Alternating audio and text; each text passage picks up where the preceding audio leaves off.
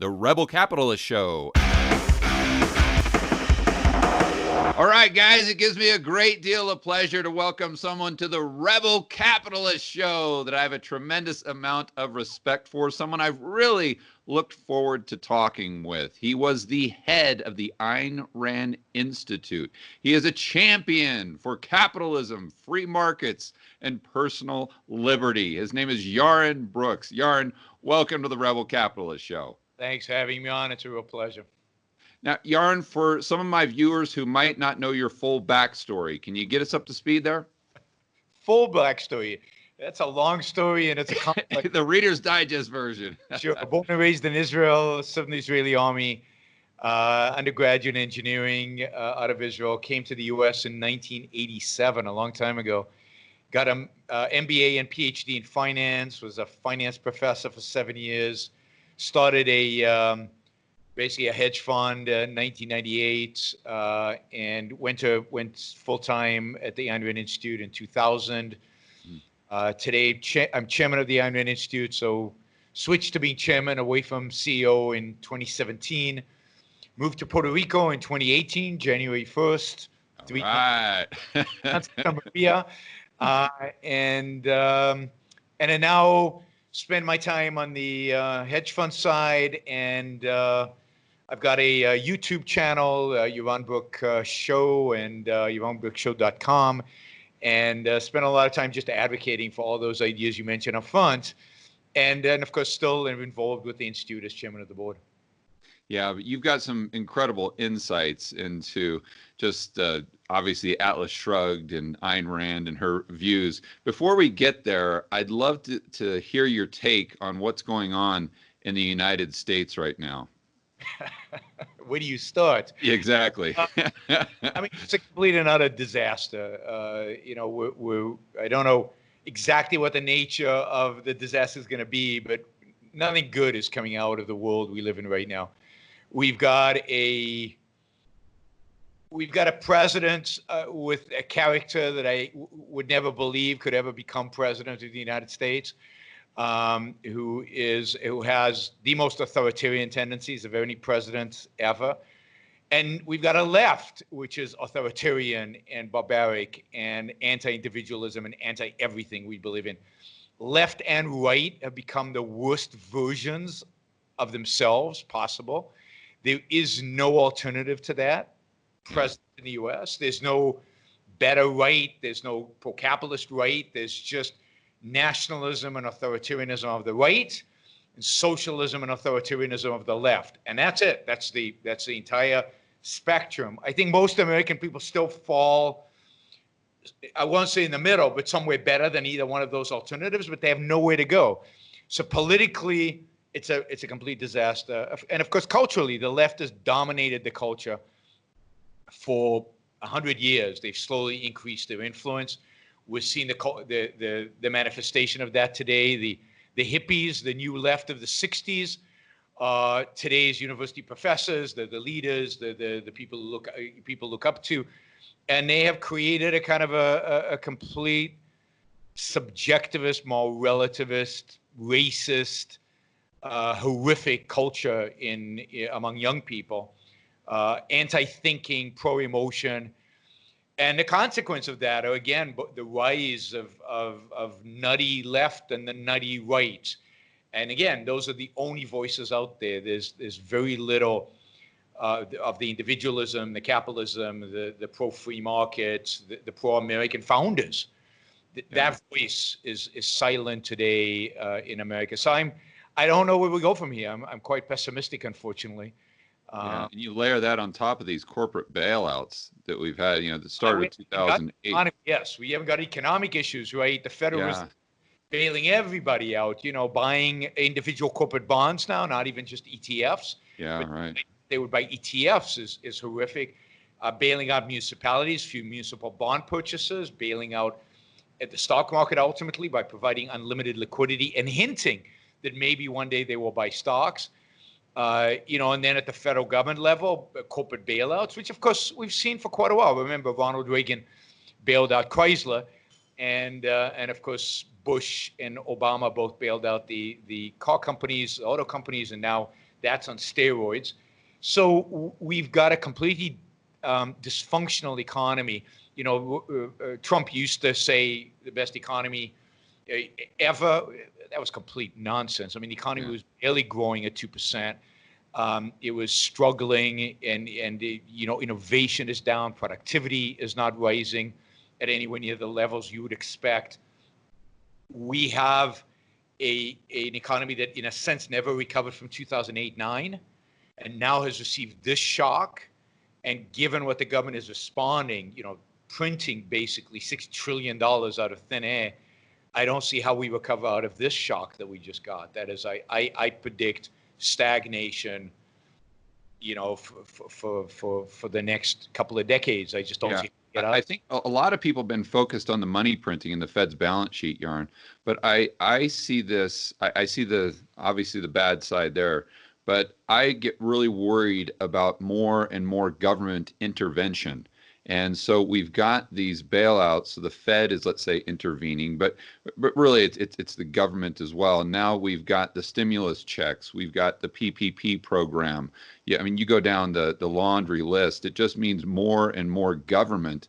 And I don't see how the economy is supposed to be increasingly more dynamic to grow while we're burdened with government. And it goes back to Atlas Shrugged. And if any of the viewers haven't read the book or even watched, they've got a couple movies as well. Don't watch the movies. Don't watch the movies. Well, it still gives you an idea of kind of. Read the book. Read the book. Okay, read the book. Read the book. But you'll see that Rand was talking about this. Literally the exact same things that are going on right now in 1957. And in fact, Yaron, I want to show this to you, buddy. I bought this hat. Probably, you can tell how old it is. I work at the gym all the time, but I don't know if the viewers can see it there. Atlas Shrugged, now nonfiction. I mean, that hat might have sold in 2008-9 when, everybody said, look, Atlas Shrugged is happening right now during the financial crisis. In a sense, it was. And you could have even bought that hat in the 1970s when there was a sense that American society was falling apart. And even Ayn Rand thought that Atlas Shrugged, in a sense, was happening all around her. And it just gets worse because today it certainly is going again. And look, I agree with you about everything you said.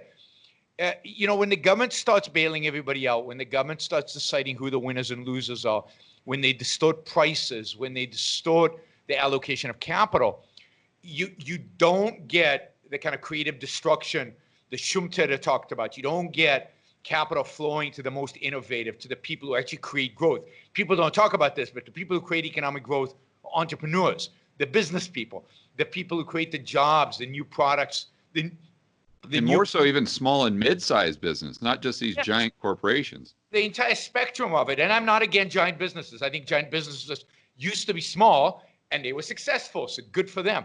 As long as they don't lobby government to protect themselves, good for them, right? So I think every small business who's ambitious wants to be a big business.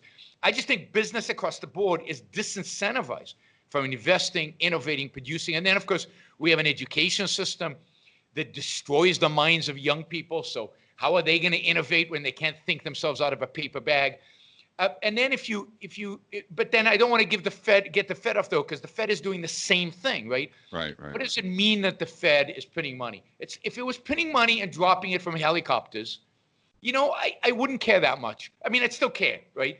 But it wouldn't be that distorted. But what are they doing? They're buying specific assets. They're destroying the most important price in the economy. The most important price in the economy is the interest rate. There's no more important price than interest rate. That's the price of time and the price of money. And that every other price depends on interest rates. Yet they've destroyed the risk premium. They made all risky assets equal to or very similar to risk-free assets. There's no premium for riskiness. They've destroyed what it means to be a bond versus an equity. They destroyed what it means to be a treasury versus a corporate bond versus a high-yield bond. So they are unbelievably destructive, not only because they're printing money. The printing money is the least of the problem. It's how they're distributing that money and, again, bailing out. Because what do they do when they buy junk bonds? They're bailing out what we call zombie companies that should be dead and now can raise money in the bond market because the Fed will buy it. So they are literally the Fed is propping up the bad and preventing the good from growing. So Yeah, and pushing everyone further out the risk curve. I mean, pension funds, that now what they have to do to get yield is they have to go into private equity. They have to invest in companies like Nikola, which is infinitely worse than even Tesla. They have to go into WeWork. They have to go into SoftBank or whatever these things just to get a decent yield. yeah, perverts and destroys everything financial. And look, you cannot have a thriving economy. You cannot have economic growth and innovation and prosperity without a robust, free financial market. And the more controlled finances, the more controlled interest rates, yields, bond markets, stock markets, and corporate finances, the less able an economy is to grow properly. So the destruction is all around us. And it's very depressing to look around and see where do we go from here, because there's no voice, not on the right, not on the left. There's no voice who's actually articulating the case for a free market, for more freedom, not less. I'm not talking about dismantling the Fed, which is my ideal. Just return it to the old days when all it did was, the old days when they used to control the discount rate, and that was a Fed fund rate, and that was it. Now they control the entire yield curve. Yeah. Yeah. Well, a few things I want to mention there. First and foremost, for the viewers, that the main problem with communism from an economic standpoint, obviously there's infinite problems with communism, but from an economic standpoint is there's no price signal. Yes. And so what Yaron's talking about is the Fed is destroying the price signal of money, which is 1/2 of every single transaction. So we're doing all the bad things economically of communism. That's really the main thrust right there. But also, Yaron, I did a video the other day where I used some charts, and I went back, I think, to the early 1900s when government spending was 8% of GDP. So in other words, the private sector was 92%. Now government spending, when you include state spending, is over 40% of GDP. So by definition, the private sector has shrank to only 60% of GDP.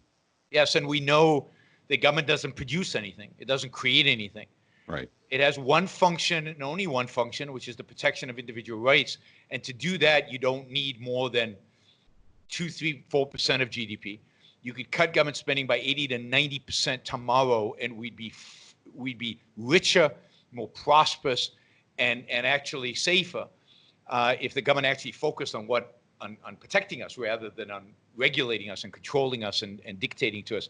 But absolutely, the difference between the level of freedom that we have today in America and the level of freedom we had in, let's say, the late 19th century is astounding, and it's reflected in those numbers. And again, it's not just the federal government. It's state governments, it's local governments, it's local city councils that now feel like they have the authority to regulate your life and what you can do with your property and what color you can paint your home and what tree you can chop down in your backyard. Oh, yeah. Every aspect is, I lived in California for many years. Every aspect in California of your life is regulated, controlled, and dictated to. And the only reason they can get away with it, going back to Atlas Shrugged, is because the producers, the people who actually innovate, produce, grow, make stuff, let's say Silicon Valley, actually go to work every day, produce all that, and get their money taken from them, call it taxes, in order to subsidize control, in order to subsidize the ability of bureaucrats to control our lives. And in Atlas Shrugged, I don't want to give it away, but think about what would happen if suddenly Silicon Valley disappeared, just disappeared from California. I mean, the state would be bankrupt instantaneously. It would be poor. It would be declining. It would be crushed. It would be devastated. And in a sense, that happens in Atlas Shrugged. For right. reasons I'll leave for the novel to tell. Yeah, but Yaron, let's think this through, though, because I've always been of the opinion the only reason all those producers, let's call them, are in Silicon Valley is because they make their money with capital gains. Let's be honest. They're paying themselves like $1 a year, maybe $200,000 a year or something. Think of all the programmers who make $200,000, $300,000, $400,000 a year. Think of all the middle managers. Think of all the networking effect. Yeah. Yeah. So I think they're in Silicon Valley because of the networking effect. There's no question. You've got Stanford, you've got Berkeley, and once HP started there, and then you had Intel. Remember, venture capital, in a sense, was invented in Silicon Valley. Right. Once you got the infrastructure, it's very difficult to leave that infrastructure. And if you're a program and you want to make it, you go to Silicon Valley. You don't think about capital gains taxes. You just want to make it. You're a young kid and you just want to get a job at the best company in the world, or start a company and you want to go in front of VCs. You're more likely to get capital in Silicon Valley than you are in Austin, Texas, as great as Austin is. Yeah. And of course, they pay a lot of capital gains taxes. You know, capital gains in California is taxed like regular income in the state of California. Oh, I didn't know that. Yes. Oh, for the state tax. The state tax. So, okay, I was talking federal. The California government lives off of Silicon Valley capital gains taxes. Right. Yeah, but then let's talk about Puerto Rico, because when I was there back in 2013, 14, I remember, I mean, I'm sure you've gone through this process where you've got to go register to vote, you've got to get your driver's license, and back then it was kind of a new thing. And I remember being in line at the DMV, which takes 6 hours. But everywhere, she used to stand in line for me. She called me up 10 minutes before she reached the front of the line, and I drove over, and that's the way to do it. That's the way to do it. But every place I was in line, you can tell who the gringos are. And they're there for Act 20 and 22, which is, for those of you who don't know, is Puerto Rico has this tax setup where it's the only place in the entire world, quite literally, where U.S. citizens don't have to pay U.S. tax. So you can lower your cap gains tax on few things down to zero, and your business income down to 4%, if not lower. So anyway, when I was in all these lines, I talked to everyone, say, hey, yeah, where are you from? Where are you from? You're from Act 22 or Act 20? Oh, yeah. And probably 95% of the people that I spoke with were from California. And now you look at guys like Schiff, like yourself, Mike Maloney, Harry Dent, Simon Black with Sovereign Man. All of these people, these producers, have now gone to Puerto Rico. I don't know if I maybe put myself in that ring as well, but but in Puerto Rico, a great example of this, this who is John Galt? We're getting out of the United States. We see the writing on the wall, and it's like, listen, I'm fed up with it. I'm done. Do a cost benefit analysis, and the juice just isn't worth the squeeze. Absolutely, but on the other hand, we're small fry. Yeah, you're right. I mean, when Apple shuts down in California and moves out of Puerto Rico, that'll be a game changer. But for now, we're just it's too small fry. It's a lot of it's motivated by ideology and we're not quite rich enough. Like the super rich don't seem to care about taxes as much, and we're right in the middle there where we care a lot because it consumes a huge chunk of our disposable income. But no, I think that's right. I think people are moving more with their feet, not just to Puerto Rico, but you see it to move to Texas and to Arizona, Nevada. Tennessee is a great place to live and has zero state taxes. But it's more than the taxes, and it's hard to escape because you get that here in Puerto Rico. I mean, it's great that we don't pay federal taxes and all that, but then we have to tolerate aspects of Puerto Rico that are problematic. The 6-hour line at the DMV. Why is there a DMV? I still haven't figured out what the purpose of a DMV is. Why can't I sit at home and have my camera take a picture of me, fill out a form, and just send it to the DMV and get my license downloaded onto my phone? What is this thing that I have to? I mean, the whole infrastructure in the world is pretty primitive, but in Puerto Rico particularly so. So there are pluses and minuses to living in Puerto Rico. I think the pluses outnumber the minuses. That's why I'm here. But it's at the end of the day, and this is the point of Atlas Shrugged, right? At the end of the day, the battle is an ideological battle. At the end of the day, the only way to turn things around is with better ideas. Galt only succeeds because he has good ideas and he can convince people about those ideas, not just not coercion. And it's that ideological battle that we have to engage in if we're going to turn things around in Puerto Rico, in the United States, in the world more broadly. And until we convince, if you've read Atlas Shrugged, the Dagny Taggarts and the Reardons, the giants of the giant entrepreneurs, the real innovators, the people who really move the economy forward. Until we convince those people, the great businessmen of our era, that they're being exploited by the system, that they need to take care of themselves, that they need to be more self-interested, that they need to be more focused on their freedom and their liberty. Until we convince them, a few of us will be in Puerto Rico, and that's great, but the world will not change because of that. Yeah, see, here, what comes to mind there is, I think if you just polled the majority of the Americans in the United States, they'd say, who is one of the greatest entrepreneurs of our time that would be in that category? And they'd probably all say Elon Musk. Not all, but a lot of them would say Elon Musk. I would say, yeah. But let's just, a lot of Americans would. Yeah. And so, but then you look at Musk, and I'm not here to say he's great or bad or anything in between, but he has achieved a lot of what he's achieved with the help of government. Well, and some of what he's achieved. Look, he made his money at PayPal. There was no government involvement beyond what government is involved in any payment system. But there was no government involvement. He made his money fair and square. I agree. Tesla is all government. He could have done nothing without government, particularly the state of California. Hundreds of millions of dollars went into that company from California. And of course, tax credits and all the other stuff. His solar panel business, all government. How can we get these people, these producers, these entrepreneurs, like we read about in Atlas Shrugged, away from the system if they're so ingrained in the system and they've become dependent on it? That's really my question. Become dependent. I don't think they become dependent on it. Okay. They can't imagine an alternative. This is all ideas in the end. Okay. It's not money. They have enough money forever. It's not about more market share. And the fact is that they can't imagine an alternative.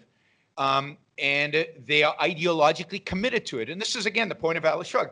Atlas Shrugged is about a philosophy. It's about a philosophy that says that the reason the businessmen are tied to government is because they feel guilty. And the character Reardon is the most powerful character in that sense in Atlas, because he has to move the biggest distance in order to be redeemed, if you will, in order to gain access to the valley. Right? Because he, in the beginning of the novel, is very conventional in his ideas. He's a great entrepreneur, but he's very conventional in his ideas. And he basically feels the tug of guilt. His family pulls at him. He thinks that that's what morality is, taking care of others, giving to others. And he knows deep down that that's wrong, but he doesn't have an alternative. So he doesn't know how to handle himself. And he is easy prey then. Now, in the book, he's a hero, so he's not. But in real life, he's easy prey to the intellectuals who tell him he's a bad person, who's just, you hear Bill Gates, it's all luck. He had the right genes at the right time, in the right computer, in the right place, in the right school, and all this BS. It's just luck. And therefore, he didn't build it. If you listen to Obama, you didn't build that, right? It's your kindergarten teacher. Or it's the government that produced the infrastructure, and they literally buy into this stuff. I don't believe it's a game. I don't believe they're just putting on a act. Although they might be, in a sense, that they think that's what this society expects of them. But why would they think that they should do what a society expects from them? And that's also the ideological question. So I think they bought into, there's no question in my mind that somebody like Bill Gates has read John Rawls, the famous Harvard philosopher, because he speaks like it's right out of John Rawls' theory of justice. He's bought into that philosophy. Until we can show them the evil of that philosophy and how wrong it is, and replace it, in my view, with Ayn Rand's philosophy, we're doomed to continue this. And I think there are legitimate entrepreneurs out there. I mean, Steve Jobs did not go groveling to government for any favors, any goods. He played the game because the government was there placing barriers in front of him, and he had to knock those barriers down. So he played the game to try to do that. Bill Gates is the same way. If you look at Bill Gates' history, he tried to avoid government. until they came with the Justice Department knocking on his door and tried to break up his company. And then he realized he had to play the game. And if you look at Jeff Bezos has tried to stay away from government, tried to stay away from politics, tried to stay away from lobbying. His reward, by the way, was that Microsoft just got a big contract. The Defense Department just gave a big contract to Microsoft and not to Amazon because Trump hates Amazon. So it's all about, I mean, our politicians have their tentacles in everything. And if you're a businessman and you want to survive, you better play along. Now, what we need to give them is the backbone. You know, one of the great tragedies, in my view, one of the most disgusting things that I observe in the world out there is when Congress brings in front of them a successful CEO, like Mark Zuckerberg, or in the past, there was like CEOs of auto companies or the CEO of banks, even banks, right? And they lecture them on their derivatives portfolio, on derivatives when the congressmen know zero about any of the, like they'll ask them about CDOs or CMOs. When if just one of these CEOs would turn around and say, Congressman, would you mind telling me what a CMO or CDO is? They have no clue what they're talking about. They don't even know how a checking account works. Exactly. Yeah. So these people sitting up there who have the power of the gun, the power of government behind them, who have not employed a human being in their life, who have not run a business, who know nothing about running a business, who have produced zero, actually negative, because everything they do in government is a drain on production, lecturing to the most productive people in our society, to the people who actually employ people, create jobs, build jobs, do the best that they can in a horrific environment. And they're lecturing them and telling them what they can and cannot do, what they shouldn't do. That is a massive injustice. And again, we will win when one of those CEOs stand up and says, you have no right to ask me these questions. It's none of your frigging business. Go away. You're unproductive. You're nobodies. And I will not speak to you, and walks out of that room. And when that happens, we'll know a revolution is starting. Yeah, boy, wouldn't that be awesome? One thing that surprises me when you hear the rhetoric for people who, let's say, protest, for lack of a better word, on the left and the right, going back to the Tea Party, is why everyone can't agree that smaller federal government is good. Because you hear on the left, we can't have these lobbyists. The big corporations have too much control. They have too much power. Yeah, but if you just reduced the size of the federal government and reduced how much power they had, then you wouldn't really have crony capitalism, because there's no politician to pay off because they don't have any power. They don't have the ability to do that. You assuming they care. They care about cronyism. Cronyism is a facade. It's an excuse for them. The left doesn't want smaller. The left doesn't want lobbyists to go away. They want the lobbyists to be employed by the government. They want full control over these businesses. They want to own the means of production. Right. And then the government is the lobbyist. The government is the CEO. The government is all these people. And the right has never wanted the lobbyists to go away because they want the power. They don't want to give up the power of being able to control. I mean, these congressmen love the fact that they can put in front of them these incredibly productive individuals, and these individuals, these CEOs of these companies, have to grovel before them. It gives them the reason for living.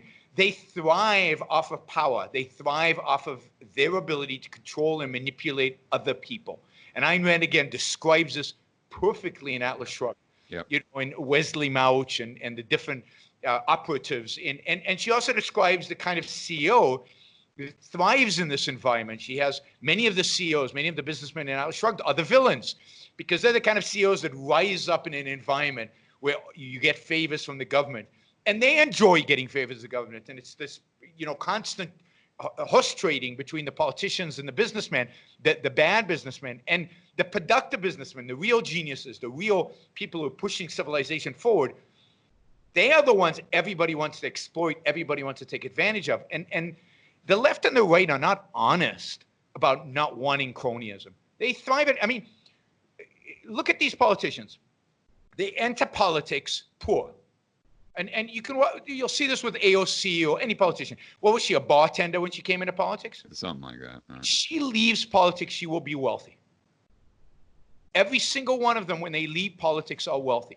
How does that happen? Because the salary is not high. They're not producing anything. They're not creating anything. So how did they get wealthy?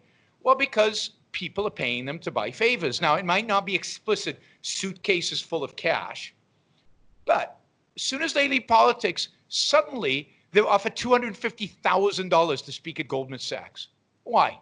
Because Goldman Sachs believes that if you're in politics before, you have connections, you have a way in, and you will, you'll provide favors. Every single one of these congressmen finds ways to leverage their political position to make a lot of money for themselves. And not only did they get the kick of having power over other people, they also make the money out of it. So they have no incentive, zero incentive, to rein in government, to shrink it. They thrive on control and on the power, both financial and just power over people that they gain from having. They want more lobbyists. More lobbyists means more power. Yeah, and see, you're getting people. I know that the pushback to that is always, well, we just need to vote in the right people. Well, Yep. What you don't understand is that if someone's trying to get into this position in the first place, by definition, they're going to be a very poor character, because think of what it takes to be a good, quote unquote, good politician. You have to have no ethics whatsoever. I mean, zero. You have to be able to lie. You have to be able to have no principles. You just go with the wind. Whatever you think will get you the most votes, that's what you're going to believe, and that's what you're going to say. And so you're drawing in the worst of our society to have the most control. But it's worse than that, because it is. Because what do the people want? It's not like the people who say we just need better leaders know what a better leader looks like. Like if people ask me, Yaron, why don't you run for president? Now, I wasn't born in the U.S., but let's say I could run for president. I'd say, because I would lose in a landslide. It would be a massive waste of time. I would literally lose in a landslide, because the fact is that nobody wants me as president. There are like 10 people on planet Earth who want me as president. It's not, we get exactly the politicians we deserve as a culture. Right. People who complain about the quality of the politicians are the people who voted those politicians in. And when somebody like me came to them with radical ideas, they said, oh, no, that's too radical. Oh, no, that's too crazy. Or what about old people? What about Social Security? What about you remember the plaques that the Tea Party had? We want to shrink government. We want, don't tread on me. And then they'd have a plaque saying, keep your hands off of my Medicare. The biggest socialized healthcare system in the world, Medicare. They think that's, consistent with the Constitution and consistent with free markets. So It's not like any of these people, including the Tea Party, know what a good politician would look like. And it's not like any of them would vote for one if such a human being existed. So they vote for the politicians that reflect their ideas. When the culture is good, when the culture believes in free markets, you know what will happen to politicians? They'll become true believers, because that's the only way to get elected, is to become a free market capitalist. Right. But we don't believe in free market capitalism, the people out there. So why would any politician advocate for that? Yeah. So let's talk about opportunity to change the world here. And I think that it's definitely an uphill battle, but with the internet and the kind of the decentralization of the media, now maybe it's kind of scrappy here and there, but maybe we've got a little bit of a way to get the message out to where more people will see it, more people will hear it, and more people will start to see, hey, this is really what we need to start doing. It's about less government, not more government. It's our only opportunity that we have. There's so few of us, and it's such a tiny voice. We have to start speaking up. And yes, I think the internet provides us with this amazing opportunity. Marginal cost of zero for adding another person to watch your video. And the challenge is, of course, to gain size, and it's a numbers game at some point.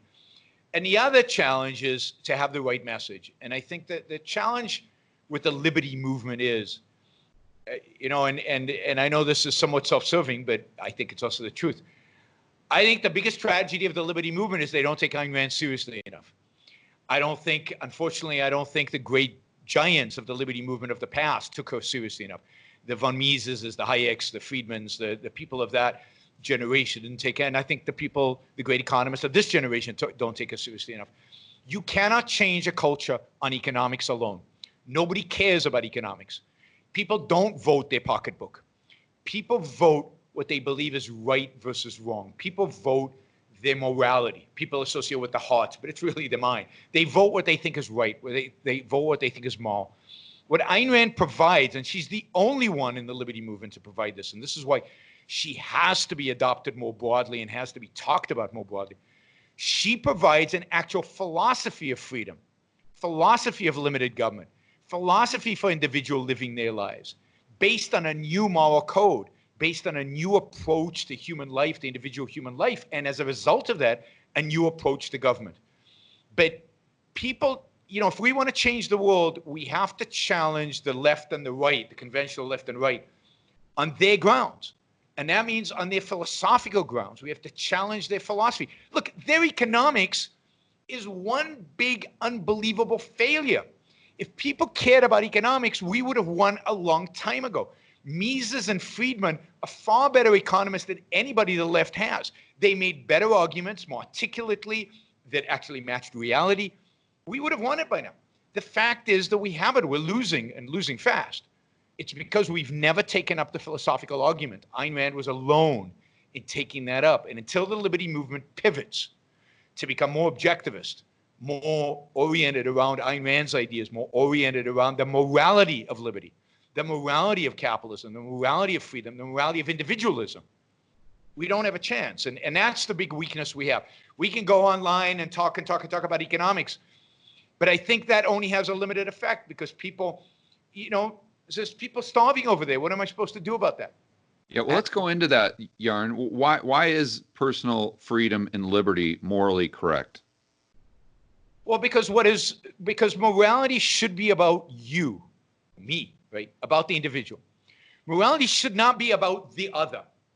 Your life is what's precious to you.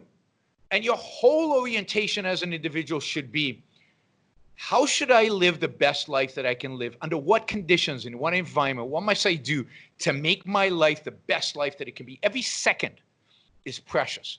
Every moment of your time, you will never get back again. Your life is all you have.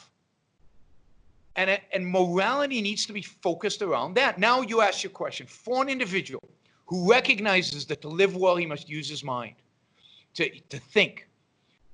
What kind of world, what kind of a political system does he want to live under? Well, a world that leaves him free to use his mind to discover the best values that can lead to his happiness. Right, right. So what does he need politically? Freedom. He needs to be left alone to use his mind. And we know that the biggest threat of force, coercion, is that it stops the mind. It restricts your options. It makes thinking impossible about those things that the gun takes out of the scope of thought. So if you're a rational individualist, a rational egoist, what you want is get rid of coercion, get rid of force. And then you say, okay, to do that, I need to establish an institution, call it government, whose sole responsibility, only job, is to get rid of the bad guys, to eliminate force as a way in which human beings interact. So not for the purpose of some social utility, maximizing social well-being, good economics, who cares about all that? Just for the purpose so that I can pursue my values, use my mind free of force, so that I can live the best life that I can live. That's the orientation. The orientation needs to be away from the others and respect. You see, I think Hayek makes a massive mistake by saying, well, central planning is bad because the central planner is not, in a sense, doesn't have enough information. And if he did, if you could create a supercomputer that did, would it be okay then? No. Central planning is bad because the central planner can never, ever, metaphysically, can never choose values for me. Because by definition, a value is what I want, not what he wants for me. Right? Right. That is the essential. So you have to orient everything to the individual's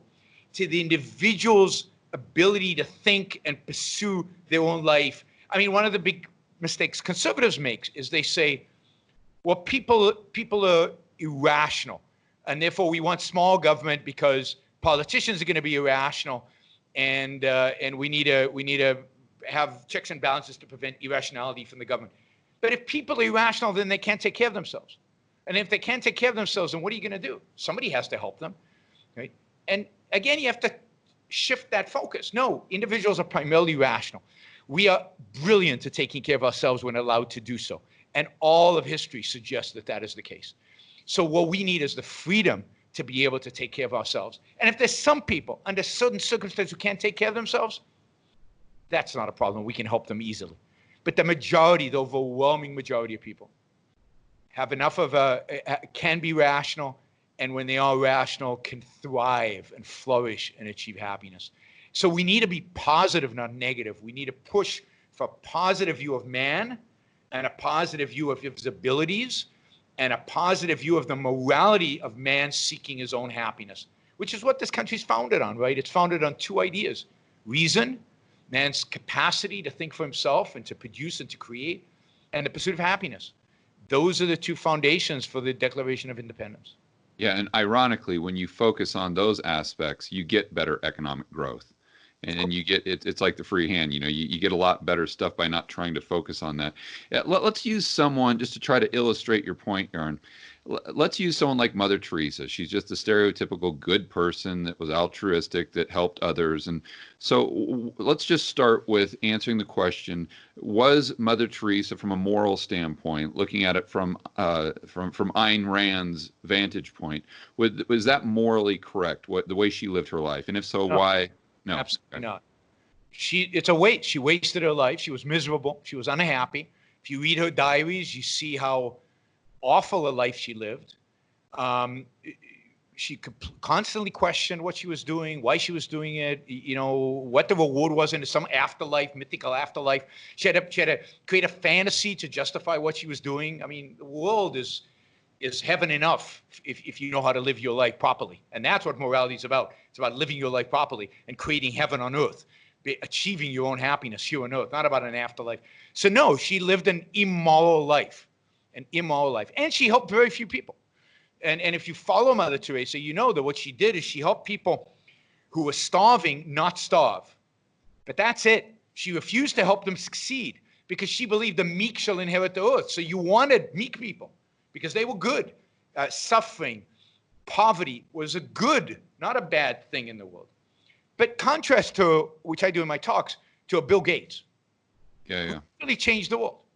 Helped hundreds of millions of people, if not several billions of people. His computers today, ubiquitous. You can't get aid into the worst places in Africa without using a computer to make efficient the supply chain and reduce the cost of all the goods that you're providing them. Everything in the world today relies on some of the innovations that Microsoft had in the early days. And yet he helped many, many more people than Mother Teresa, but also made a lot of money for himself while doing it as a value for value trade. Lives what looks like a fairly happy life. He's successful and he seems to be happy and enjoying himself. He's not considered moral. Why? Because he's not suffering. He's not in pain. He's not in anguish. He's actually happy. So the culture views happiness and success as vices and suffering and anguish as virtues. Ayn Rand says the exact opposite. If you have actually used your mind, pursued your values, lived a full life, made something, created something, built something, you're a good person. That's what life should be about. It's not about other people. And by the way, if you do that, you'll help many, many more people by orders of magnitude than the Mother Teresas of the world. Yeah. Yeah. Let me outline my kind of personal belief system or what I've come to the conclusion. Obviously, I always keep an open mind, but this is kind of the way I've always seen it. And once I read Atlas Shrugged, and then I retired in 2012. I was an entrepreneur for many years, and I've had thousands of employees. The last business I had over 100 employees. So I've really seen it from both sides. When I was in college, I didn't have two nickels to rub together. So I've been on an employee, an employer, everything in between. But and then I was raised Christian. I still consider myself a Christian. So what the way I saw it was, it starts with being honest with yourself.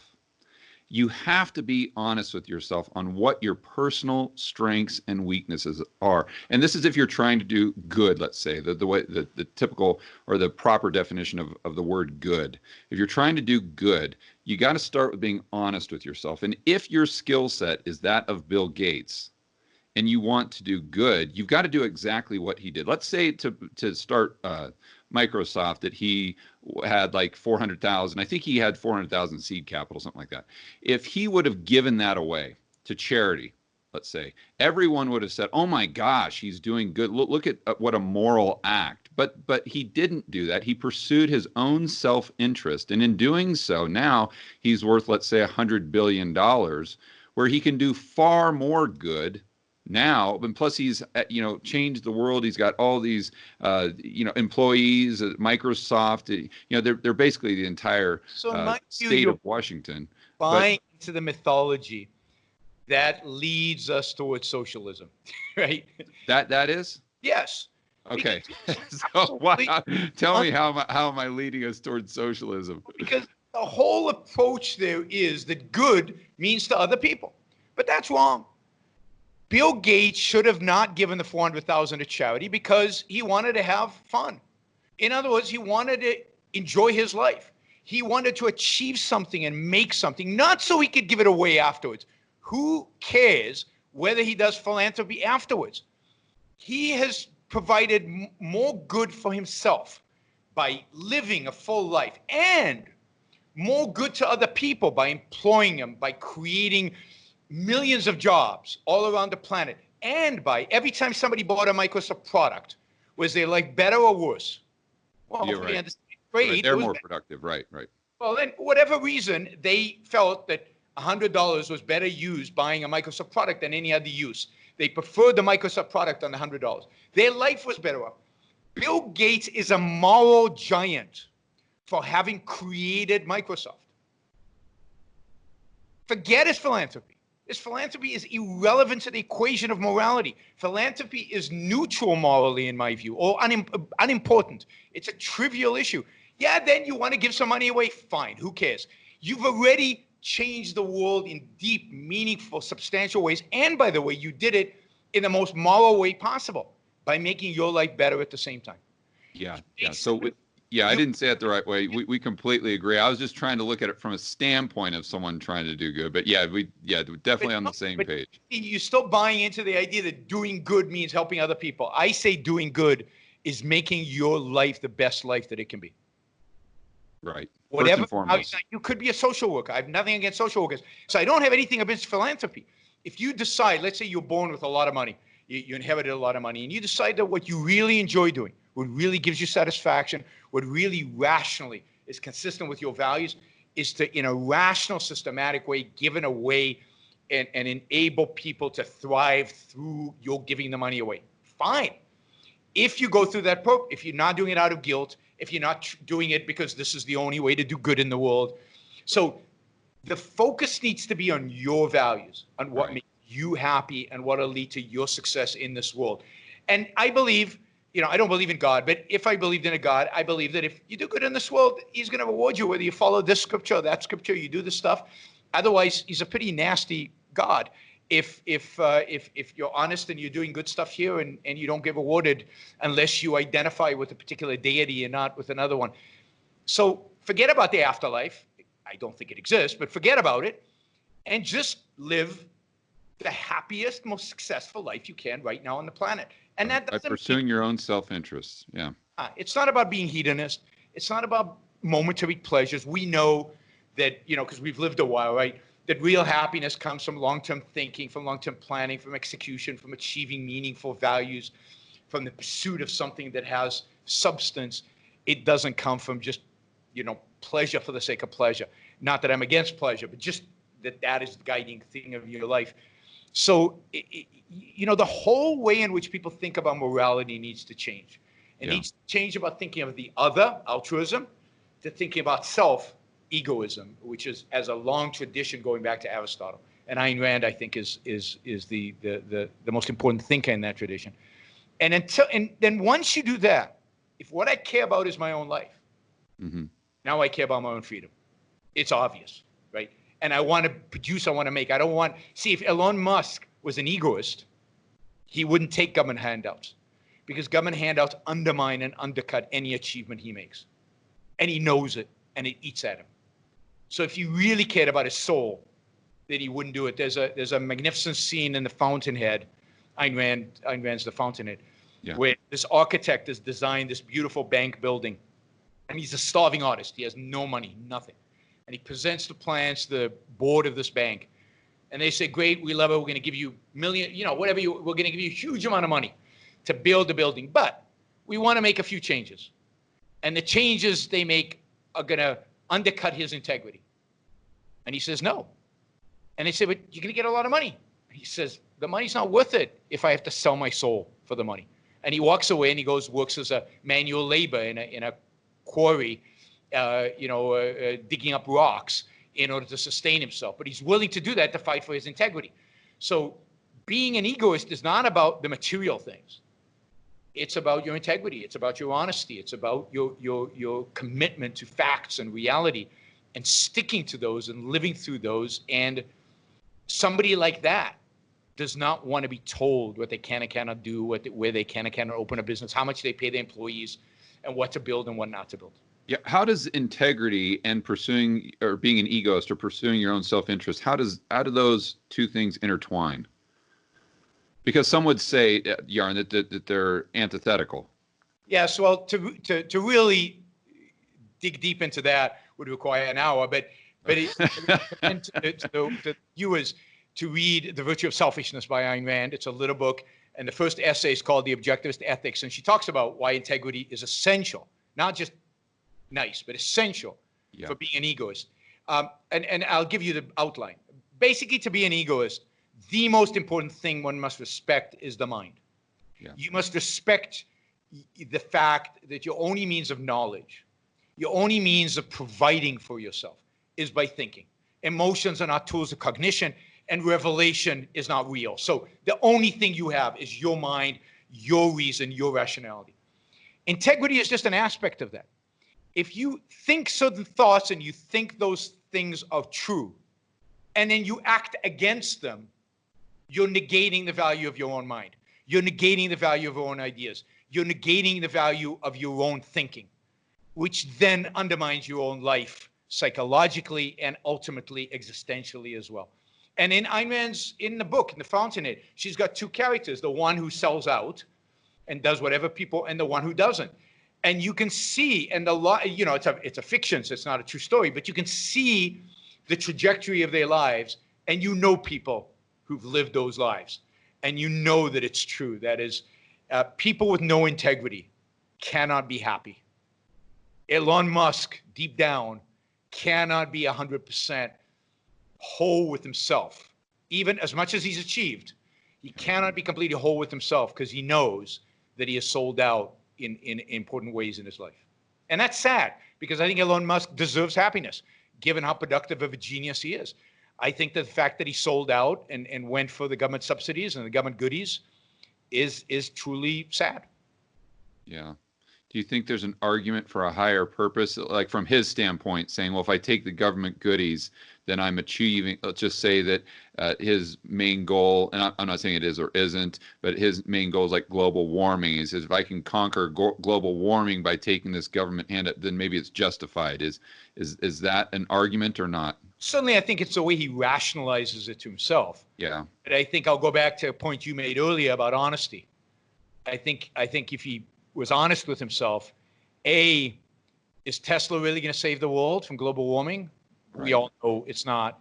If global warming is real, we know it's not. And if it's not real, it's just a way for him to build his toys. And I don't think he does it for the money. I think he does it for the toys at somebody else's expense. And build his prestige and just have fun, the fun of building an automobile the way he wants to see it, but at somebody else's cost. So I think if he was honest, he would realize that what he's doing is just rationalizing, not actually living by his principles. And I think, again, to the extent that a person doesn't live by their principles, to that extent, they can't in the end be happy and can't live the best life that they can live in this life. Yeah. Okay, so I've taken up a lot of your time, Yaron. I sincerely appreciate it. Let me just dive into one more thing here before I let you go, because you touched on, I'm reading from my notes, you touched on being rational. We've got to use our mind. And what I see, the biggest change that I see since when I grew up in the 1970s and 1980s compared to now, is back then people would always use the terminology as an example, I think.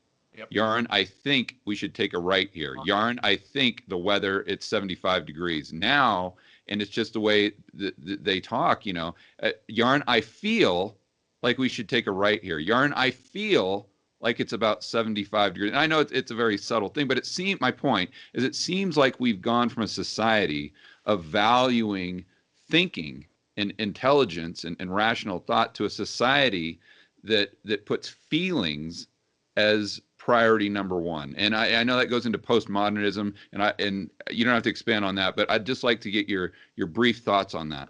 Absolutely, no question. The biggest enemy we have today is emotionalism, the fact that emotions are being elevated to the most important thing in the world. It's a consequence of John Dewey's theory of education, which has dominated our schools, certainly since the 1960s, even before that. To some extent, I think even the people in the 70s or 80s were pretending that they cared about thinking, but were actually already on the path to the feeling. You saw that with the new left in the 1960s, with the hippie generation and all that. And remember, they're my age now, right? Or even older than me right now. So this feeling stuff has been around in American culture for a long time. It's just, and then the differences between the right and the left become what the right feels versus what the left feels. And it's just a combat of feelings. Cultures that emphasize feelings always end up with violence. Because once you abandon reason as the way in which we interact, facts and logic as the way to decide what's true or what's not, then how do you decide? Well, at that point, the only way to decide is who has bigger muscles. Might makes right is the only way to make decisions in an emotionalist society. And we're seeing that. We'll see more of that. The government is becoming more violent in the sense of imposing its control more. People are demanding more violence from the government. And people themselves, I think, are becoming more violent, in the respect to their tribe versus other tribes. Oh, yeah, for sure. Silencing speakers on campuses, firing people from the editorial board of the New York Times because they published an op-ed some people found offensive, not publishing stuff on Twitter because it's offensive, because people's feelings are hurt. People start using feelings. It really is the end of civilization. And this is the point that makes me so pessimistic, is it's very hard to reverse because it's so ingrained in our educational institutions. Yeah. All right, Yaron, we'll go ahead and leave it there. Boy, this has been just a fascinating conversation. For my viewers and listeners who want to find out more about your content and what you do, where can they go? YouTube, Yaron Brook Show, and Twitter. You can follow me on Twitter, just Yaron Brook, YARONBROOK. And, if you want to find out more about Ayn Rand, AynRand.org, AYNRAND.org. All right, Yaron, thank you again, and I cannot wait to do this in the future. Sounds good, and we should do it in Puerto Rico next time. If I can get out of lockdown, I'll join you there, and we'll have a mojito on the beach and talk Ayn Rand. Fantastic. Look forward to it.